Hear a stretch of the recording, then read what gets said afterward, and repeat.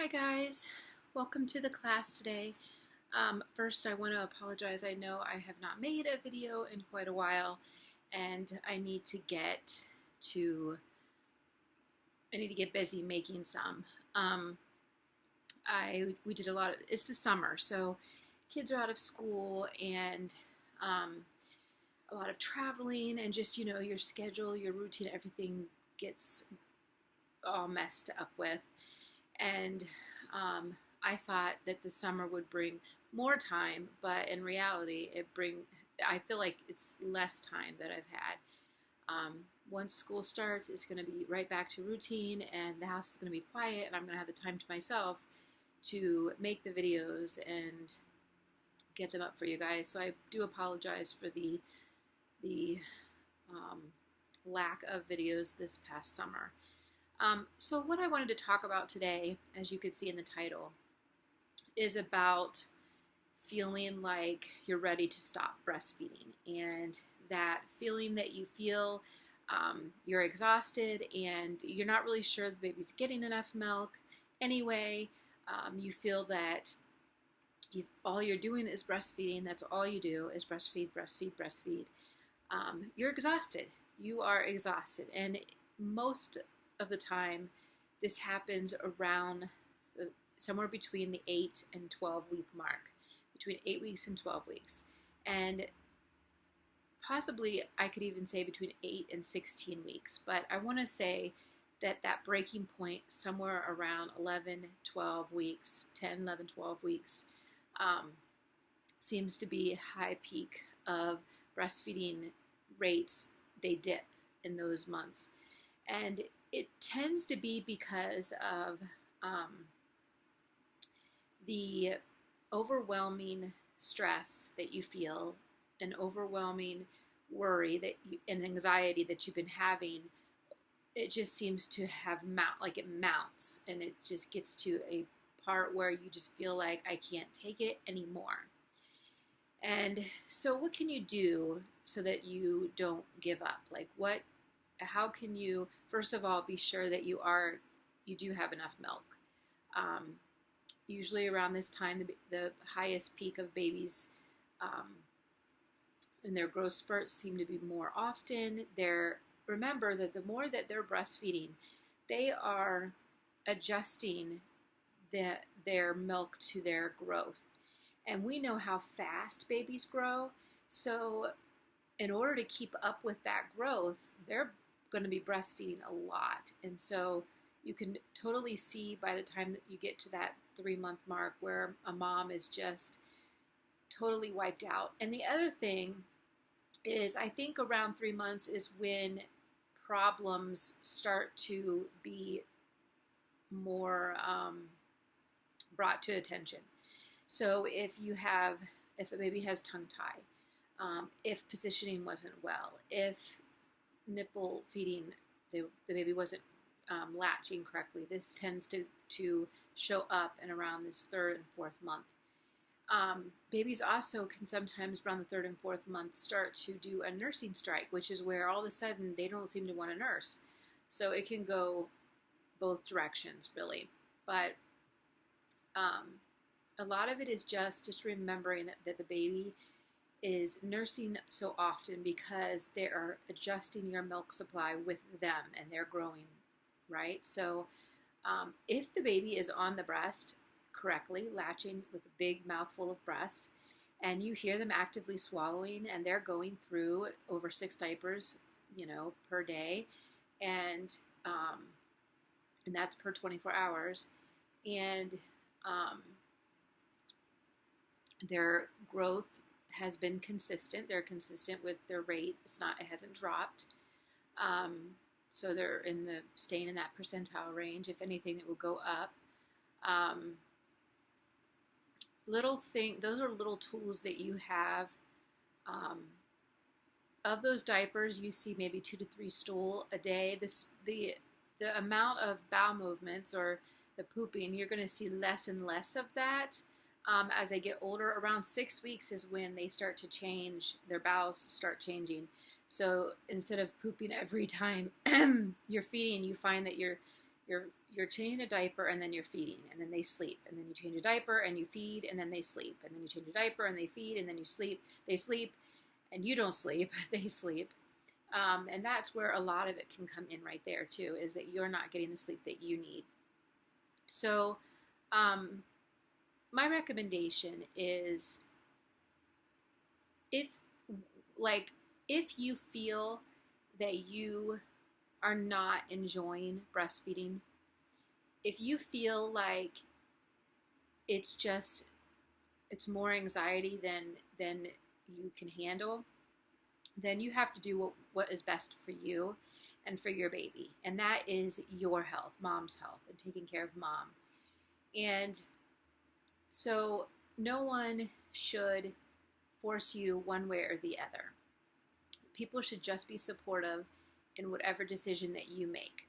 But at the same time, I want to give you some things that you can try that might make it a little bit easier to push forward. Now, again, this is dependent on you, and you do not have to feel like a failure if you decide that you are going to bottle feed, or you're going to do partial breastfeeding and partial bottle feeding. You should feel like a failure. I mean, every minute that you breastfeed counts. Every single time they breastfeed, every day, every week, every month that you breastfeed, it is giving benefits to you and your baby. And one thing I think that's important that probably should be changed in the educational part of it is breastfeeding isn't always easy and it isn't always natural. Sometimes it's easy and natural for some people, but I would say 98% of the time it is work, and it doesn't come natural, and it doesn't always come easy. It takes work. Breastfeeding is a lot of work. I would almost say I can easily say that it is more work than formula feeding, because you are at the need of your baby. So imagine that your physical needs were dependent on another person. That would be a lot on that other person's shoulders to carry. So first of all, the reason that you choose to breastfeed shouldn't be because it's natural, because it's easier than bottle feeding. It should be because it's better. It's better for you. It's better for the baby because it benefits you and it benefits the baby. That's why you choose to breastfeed. That's why you'll push yourself even when you feel like giving up. That's why you feel like a failure when you stop, because you know that it's the best for your baby. And when you feel that you can't do it any longer, whether it's mentally, emotionally, or physically, it makes us feel bad. I did it. I felt it. I am not one of those moms that breastfed any of her kids till they were 2. I wanted to, especially my 4th. I wanted to breastfeed her till she was 2, if that's what she wanted to. But she chose that at 8 months, no, probably around 9 or 10 months, she decided she didn't want to breastfeed anymore at all during the day. The only time I could get her to breastfeed was when she first woke up in the morning. And that was only for one other month. Like, I could only get her to breastfeed in the morning, for another month after that. So I only, just under a year she was. And that was with every challenge in the book. She was born early, so she was in the NICU for 8 days. I went through a surgery, and so I had to pump. So I was pumping. Plus, I went back to work when she was 3 months old. And that was really difficult because I was training at a hospital. So that whole month was like, okay, well, for 2 months we're training you. And of those 2 months, every 2 weeks is a different shift. Well, that's just great because, for a baby, you have to be consistent with your milk. So I went through every challenge in the book, working, and trying to find a pump, and a baby being born early and in the NICU, and mom and baby and separated due to an illness, whether it be baby or mom.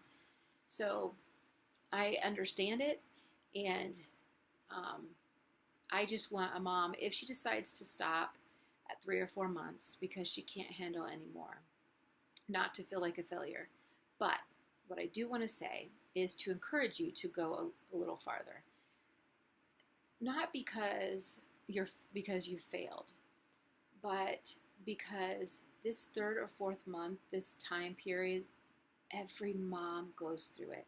Every mom feels it. So I want you to feel actually that you're not a failure. You're actually a part of most people, everybody. There are a lot of women out there that are going through the exact same thing as you are. And the ones who will go through it are the same ones who breastfeed their kids until their kids are like 2. So they go through it too. They understand, they know. And anybody who makes you feel like a failure because you're not breastfeeding or you choose to stop breastfeeding, that isn't somebody you want around you. Because the only thing that should be around you is encouragement and support type of people. So this is what I recommended, and this is what I would recommend to you guys. I would say, set a goal. Say, okay, I will give him his first bottle, and I don't mean first bottle like of breast milk, but first bottle of formula next week, next Monday. And then you get to Monday. Then you say, you know what? We've done it so far. I'm good. I'll just wait till next Saturday. Or whatever you have to do. I'll do it tomorrow. You get to tomorrow and you're like, you know what? I'll do it tomorrow. Just try to do that. Try to set a goal of when you'll do it and see if you can push past this third or fourth mark and hit the fifth mark, the 5th month, and things are going to start getting easier, I promise. Once they hit 6 months, you're going to start giving them food. And then after that, you're going to start becoming the supplement, which would be the bottle. You're going to start becoming just that extra little bit when the food is more what they're eating now. So you're going to become the supplement. You're going to just become the drink. So that's kind of like my little tip that I would suggest you trying. You have to let me know what you think. And if you have any tips, if anybody's out there watching and you have tips for moms that go through that turning point, that midlife crisis, mid-breastfeeding crisis, maybe you can put a comment below. I hope that the video helps some of you. If you're watching it, you're probably going through that. And all I can say is you've done a great job getting this far. And whatever you do, I know you're making the best choice for you and your baby. And that's all that counts. It doesn't matter what anybody else says or thinks or does. So make the decision based on you and don't worry about what other people think. So that's it for this video. I hope you guys like it. Please give me a thumbs up if you enjoyed the topic, and hit subscribe button if you haven't done so, and you will get regular emails, I believe, whenever I put out a new video.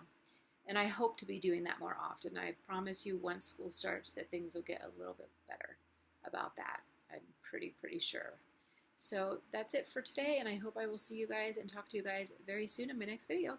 Bye!